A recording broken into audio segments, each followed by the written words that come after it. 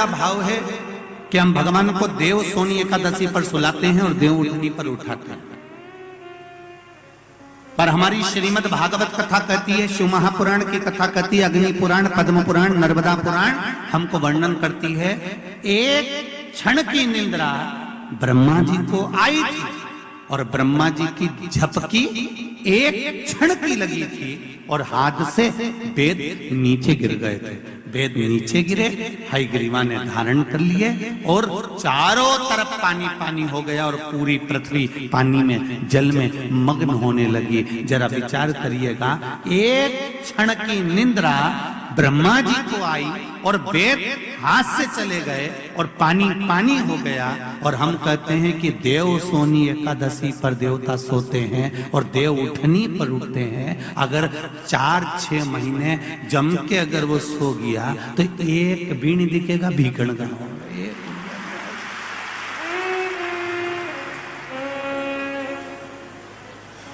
एक नहीं दिखने वाला। फिर तो लोग कहेंगे सियोर कहां गया और भीकण गांव कहां गया। महाराज, ये उसकी कृपा बिना नहीं मिल सकता।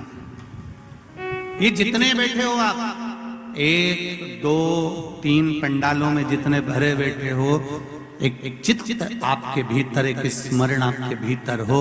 माता सती कुंभज बाबा के सामने बैठकर कथा सुनी थी। उसने मन में सोच लिया था कि मेरा जीवन बेकार है, अगर मैं विवाह करने के बाद अगर यहाँ पर आकर बैठ गई हूँ, मेरा पति मुझे कहीं लेकर नहीं गए, कथा में लाकर बिठा दिया, तो ये निश्चित था है। अगर वो मन में लेकर बैठी थी कि शरीर में आग लग जाए तो अच्छा, तो वो शरीर जलना पड़ा।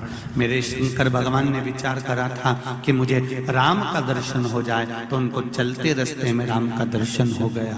कथा तो वो है जब आप जैसा अनुभव कर कर, जिस भाव के साथ कथा को श्रवण करने के लिए चलते। एक पत्र आया है, बहुत छोटा सा, देखिए।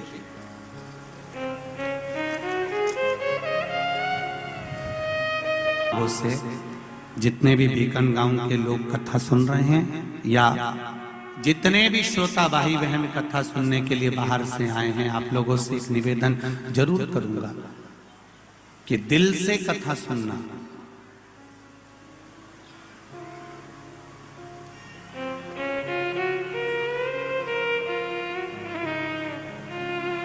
हमने एक बार कथा में कहा था, हैदराबाद की कथा में वर्णन किया था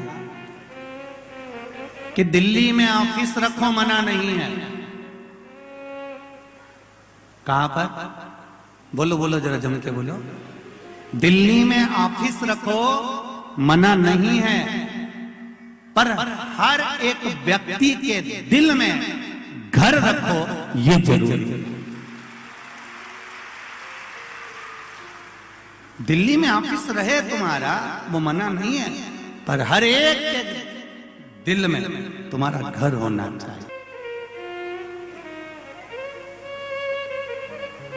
ये 24,000 श्लोक की शिव महापुराण की कथा अगर आपके हृदय में बैठी है, आप श्रोता बनकर इस कथा का रसपान कर रहे हैं, ना जाने कितने कितने लोग, करोड़ों करोड़ों लोग हैं जो प्रतिदिन शिव महापुराण का इंतजार करते हैं, टीवी का चैनल बदल बदल के देखते हैं, कथा आ रही है, कथा आ रही है, एक दूसरे से पूछते हैं। पूरे भीकन गांव के जितने भी भक्त लोग हैं, कल हमारा जब आगमन हुआ, हमने देखा आप लोगों ने अपने अपने दरवाजों पर घी के दीप जलाकर रखे थे, कोई ने रंगोलियां बनाकर रखी थी, कोई आतिशबाजी छोड़ रहा था। ये आपका आत्मीय प्रेम है। आपने हमारा स्वागत नहीं करा है, आपने शिव महापुराण का स्वागत करा है कि हमारे भीकन गांव में आई है, संपूर्ण विश्व का कल्याण करेगी, निश्चित।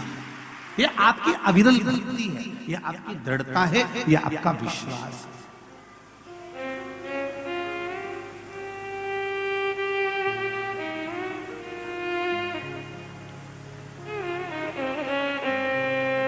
और क्या मिलेगा इस कथा के बाद में, ये तो मेरा ओघरदानी ही जाने। कार्तिक के महीने की शिव महापुराण की कथा है, वो क्या देगा और कितना देगा, वो कुबेर भंडारी ही जान सकता है, कोई नहीं जान सकता। कितना देगा वो आपको बांटने वाला। मिला है मौका,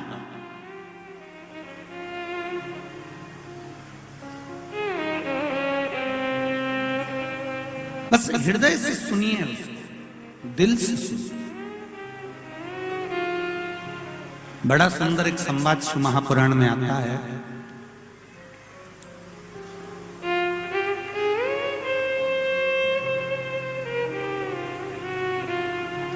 बिंदु और चंचुला का जो संवाद शिव महापुराण के अंतर्गत आया है।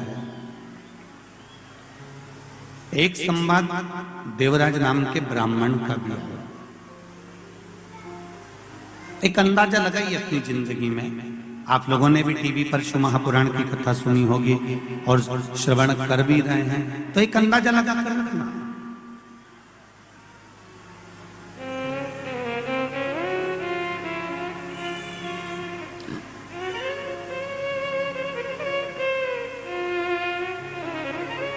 ऐसी कोई घड़ी, ऐसा कोई पल, ऐसा कोई नक्षत्र, ऐसा कोई समय, ऐसी कोई घड़ी, ऐसा कोई समय, ऐसा कोई पल, ऐसा कोई नक्षत्र और ऐसा कोई समय आपके स्मरण में हो तो जरूर बताना कि जिस समय पर भगवान तुम्हारे साथ में नहीं होता। एक आंवला नवमी की बड़ी सुंदर कथा आती है।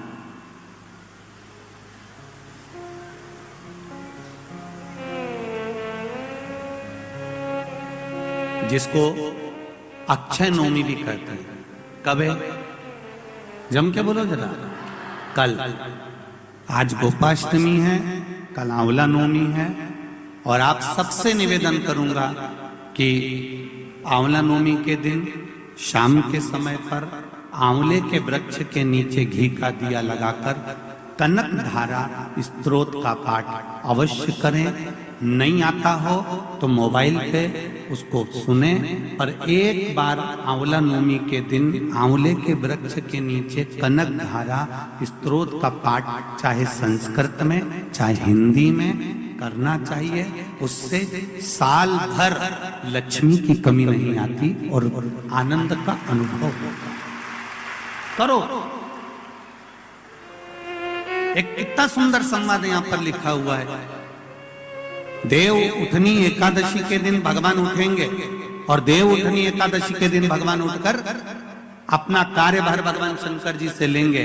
उससे पहले ऐसा नहीं है कि केवल देव उठनी एकादशी पर भगवान उठेंगे। आज जब आंवला नवमी का दिन आया और भगवान नारायण ने शयन करते करते अपनी करवट को थोड़ा सा बदला और बदलने के बाद भगवान की अर्ध निंद्रा हुई और नींद थोड़ी सी जागी। और जागने पर लक्ष्मी जी उनके चरणों के पास में विराजी थी और विराजते से लक्ष्मी जी ने भगवान विष्णु जी से निवेदन करा, मेरे मन का एक संशय है, मैं आपसे कहना चाहती हूं।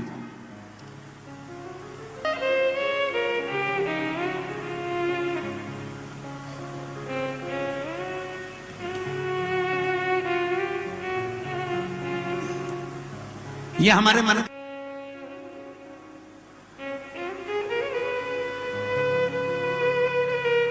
महाराज, ये सोने की तो भगवान की लीला है। अगर सही तरीके से देखा जाए तो मेरा परमात्मा कभी नहीं सोता। वो तो हर पल, हर घड़ी, हर क्षण आपके लिए तत्पर बैठा रहता है। आपने आवाज लगाई और वो भागा। जैसे घर की मां, छोटा सा बच्चा पास में सो रहा है, पिताजी भरचक नींद में सो रहे हैं, भर्राटे घुर्राटे भरते।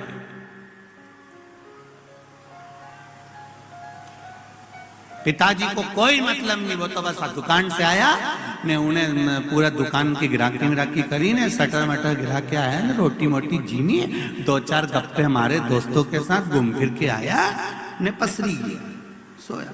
और वो सोया और सोते ही फिर तो रात भर जम के सोया ने, सवेरे उसकी नींद खुली। पर घर की जो माँ होती है, घर की जो माता होती है, जिसके पास में छोटा सा बच्चा सो रहा होता है, उस माँ की नींद कैसे होती है? बस बच्चा, कोई माँ का बच्चा अगर इंजेक्शन लगवा कर आया है, कोई सुई लगवा कर आया है, कोई टीका लगवा कर आया है, तो माँ गोदी में ही रात भर लेटे लेटे बैठे बैठे निकाल देती है, उसकी नींद नहीं हो पाती, फिर सुबह तैयार होकर अपने